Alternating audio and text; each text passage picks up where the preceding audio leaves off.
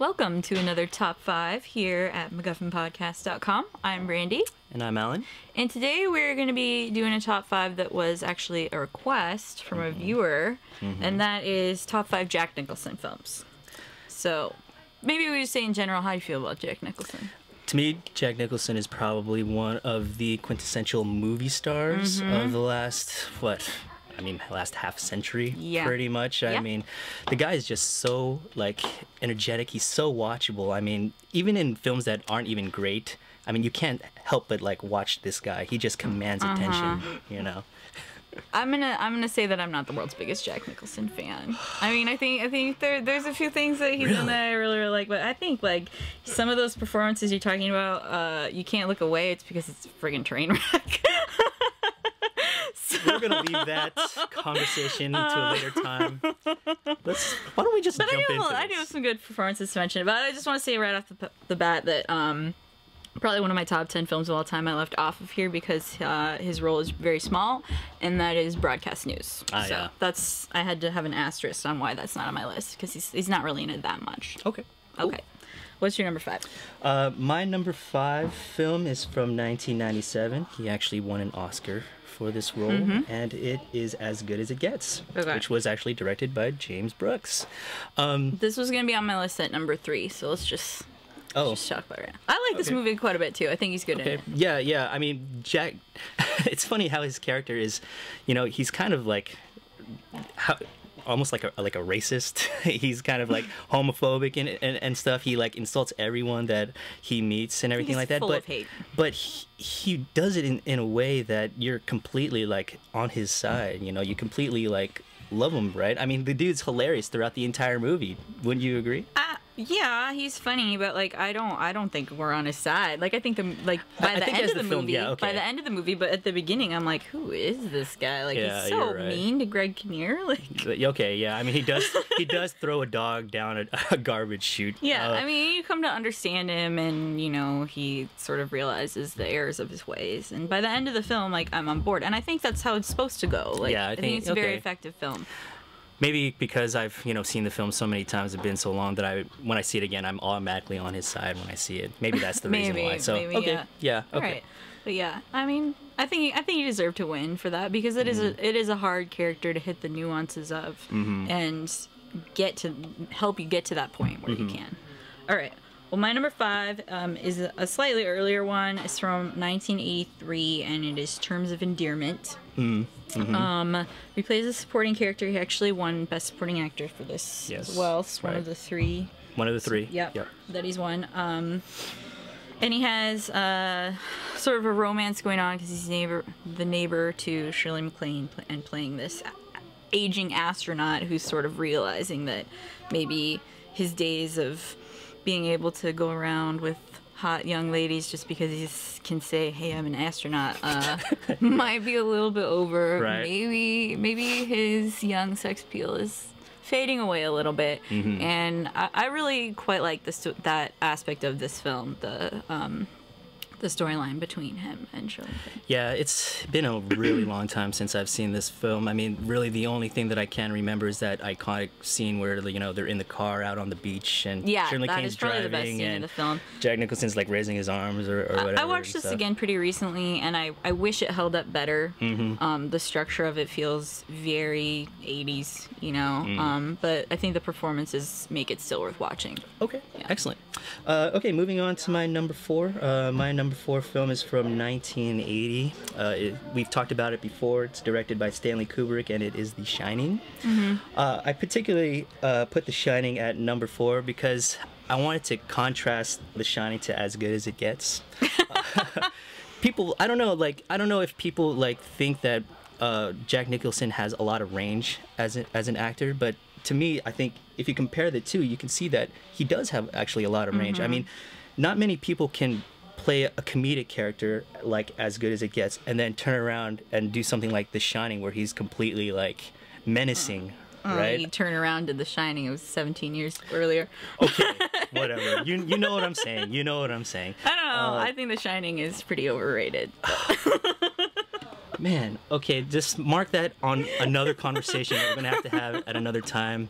But would you agree that Jack Nicholson is really? I wouldn't put on my top horror films list. I was kind of like, oh god, got The Shining at like number 2 or wherever we had it. Would you agree that he is really creepy and menacing in The Shining, though? Yeah. Okay. All right. We're good. All right. That's all I wanted to talk about. Yeah. I mean, he is so intense in that role. I mean, there's even a point in the film where he's just staring off into space, and I was completely like creeped out by it. By the look at your face, you're going to disagree with me. So. No, he's creepy. All right. I think we have to move on. But. All right. Let's move on. All right. My number 4 is a film that is legitimately great. And I do think that he's pretty much perfect in it, and that is One Flew Over the Cuckoo's Nest. Ah, yes.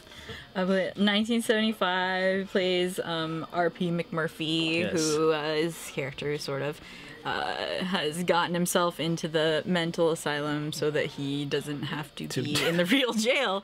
Only to find out it's not really so great in there. Yeah, it kind of table turns on and just like him. One of the best battle of wills in cinema versus him and Nurse Ratched. Yes, Nurse Ratched. Like, yeah. Yeah, I do have something to say about the film, but I'm going to save it for a little bit down the line on my list. So, all right, well, my number 3 is going to be As Good as It Gets. We already did that. What's your... Oh, okay. Okay, let's move on to my number 3. My number 3 film is actually from 1970, and it is 5 Easy Pieces. Okay.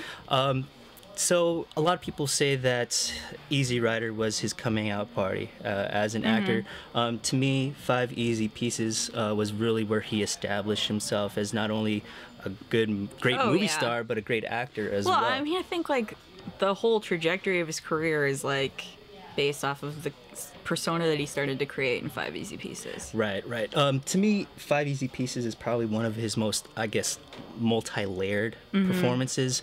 He plays this piano prodigy who pretty much gives up that life and kind of just roams around doing odd jobs. He ends up working at like an oil field, and it's just so interesting because the film never really states why he left and why he had this sort of like separation from his family, with his father or something like that. Yeah, but absolutely. It's kind of like he doesn't want to talk about it. He so doesn't we want don't to really talk about it. He never really wants to create any relationships in the film.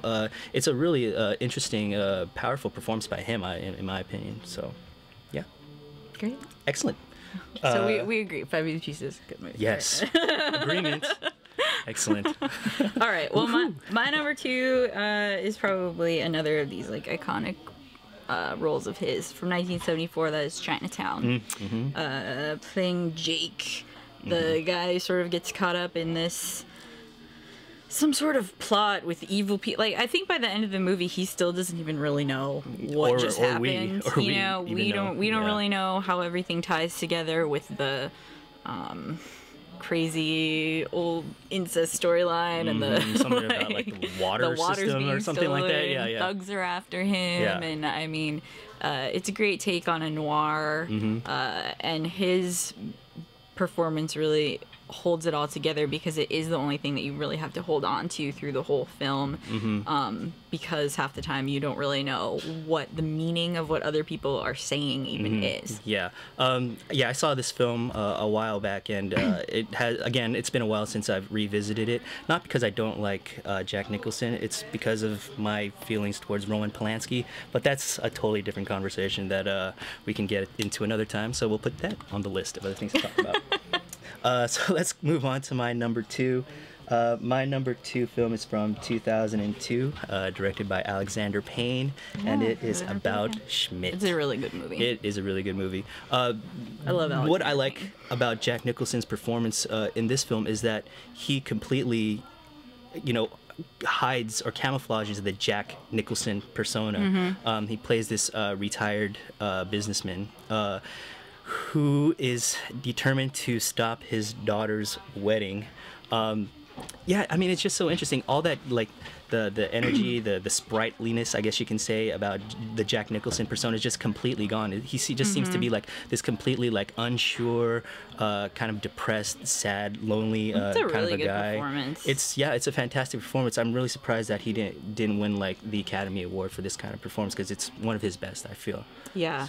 I like these kinds of movies where you sort of get a bunch of wacky characters together, but it doesn't feel super forced. Right. And I think Alexander Payne is good at being subtle in the wackiness. Oh, yeah. He doesn't really go over the top on that one. Yeah, no. it's a great film. Yeah. All right. My number one is a film that I just love. I like it more than I should like it, and I'm very aware of that. I think it's great. I love his performance in it, his supporting performance as Colonel Jessup in A Few Good Men, which honestly is one of these films where, like, if it's on, I'm watching it, you know? And I think, you know, the courtroom scenes and the whole "you can't handle the truth" speech have become a little bit of, like, movie cliche and have definitely been made fun of, but it's great. Like, yeah, I mean, it's a cliche really for a great. reason. Yeah. I don't know. It's one of my favorite. It's my favorite performance of it. It's interesting because he's not really in the movie all that much, but his character and it just dominates, like, pretty much the entire film. They're always talking about him.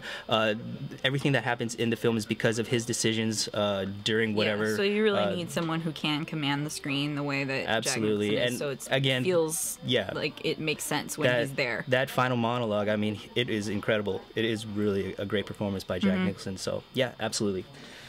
Okay, let's move on to my number one.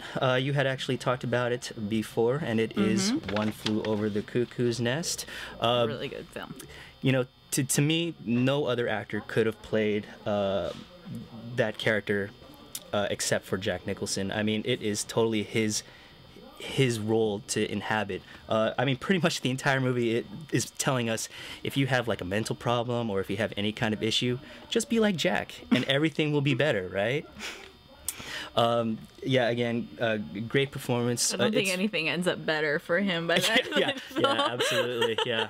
It's kind of the worst possible outcome. Yeah, I mean, it's one of those films that is totally about rebellion and going against the establishment. And I mean, Jack Nicholson was one of those guys, pretty much. You're right that that butting heads between McMurphy and Nurse Ratched is just, man, it's just so hardcore. She's just so unrelenting. She won't even let them turn on the TV, man. That's just during so the World messed Series. up. Yeah, so he had to just go out and just pretend the whole thing. It's just it's an incredible movie. So it's great. Yeah. Yeah. So we came up with some good stuff for Jack Some good Nicholson. stuff. Yeah. A little bit of a disagreement some other on stuff. high-profile ones that aren't so great in my opinion. Okay. We'll talk about that another time. Yeah. Anyway, if you have any Jack Nicholson films that you'd like to share, please let us know on MacGuffinPodcast.com, and we'll catch you guys next time. Later.